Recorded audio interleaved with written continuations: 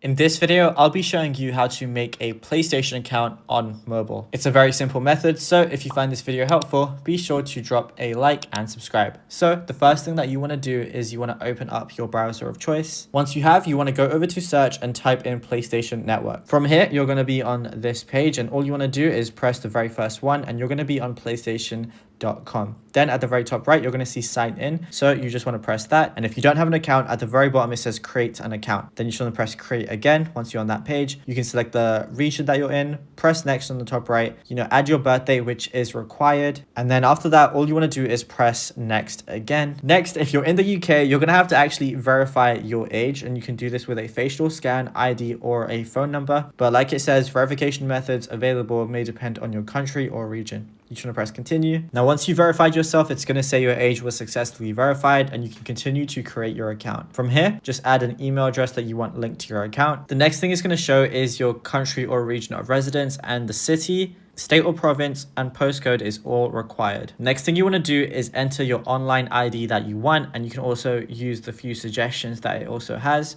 So we're just going to do one of the suggestions, but obviously you can keep trying whatever you want, and then hopefully it's available. Also have to input your first and last name, which is required. Once you've inputted all of that stuff, you can also select if you want to receive any information and how you want to receive it, if it's via email, notifications on your console, or your PlayStation app. Then once you're happy with everything, you just have to press agree and create an account. And then it's going to say the account was successfully created.